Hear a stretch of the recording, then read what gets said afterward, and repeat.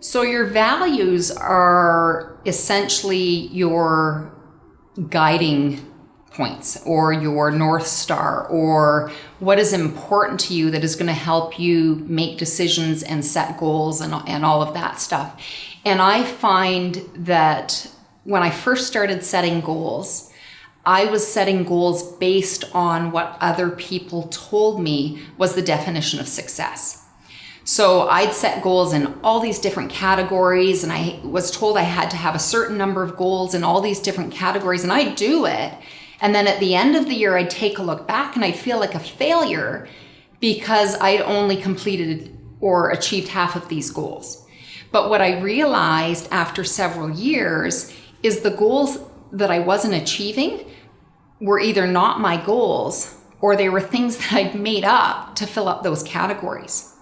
So only when I identified what my values were was I able to create real goals that I actually attained, goals that were important to me. And I think that when we're taking a look at values, you have to look at your whole life. And when we're setting goals, we have to look at our whole life. It can't just be in one category or in one direction.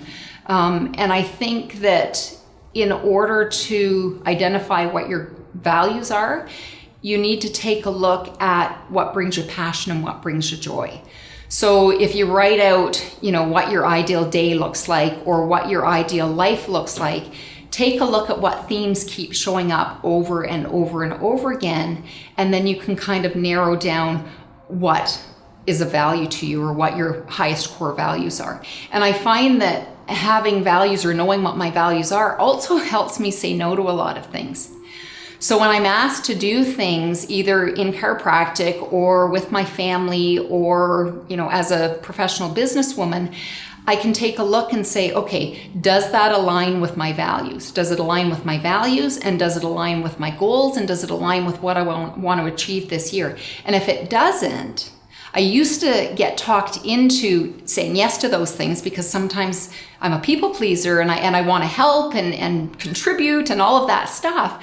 But when I know what my core values are, I can look at that thing that I'm asked to participate in and say, okay, does it align with my core values? Yes, let's do it. That's it. Yes, we'll participate in that. But if it doesn't, that almost gives me the power to be able to say no and allows me to be much more specific in what I take on and what I let go or say no to.